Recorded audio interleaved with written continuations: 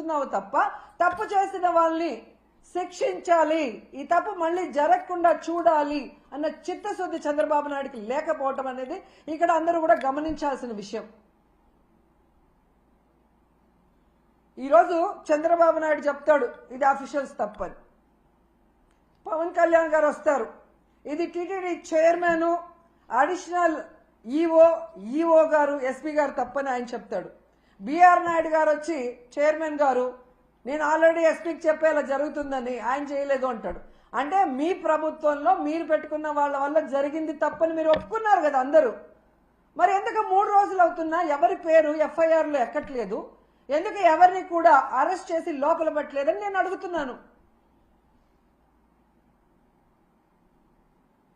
అసలు పవన్ కళ్యాణ్ గారు ఏం మాట్లాడుతున్నారో ప్రజలకి కన్ఫ్యూజ్ అయిపోతున్నారు. పిఠాపురానికి వెళ్ళాడు నిన్న,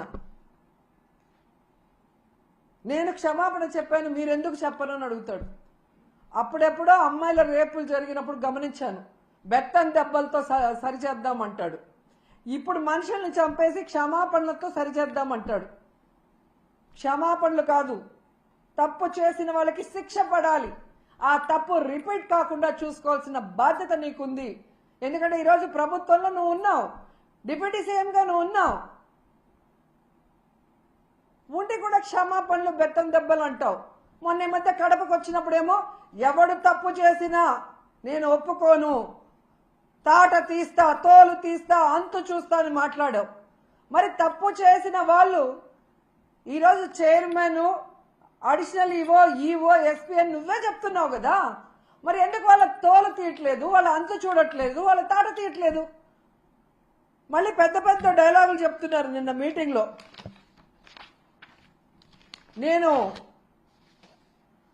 పిఠాపురంలోనే అనుకుంటా,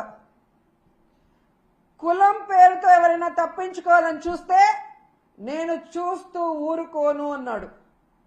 మరి ఈరోజు బిఆర్ నాయుడు గారిని, వెంకయ్య చౌదరి గారిని, సుబ్బారాయుడు గారిని శిక్షించడానికి ఏ కులం చూసి నువ్వు భయపడి ఆగిపోతున్నావు అని అడుగుతున్నా.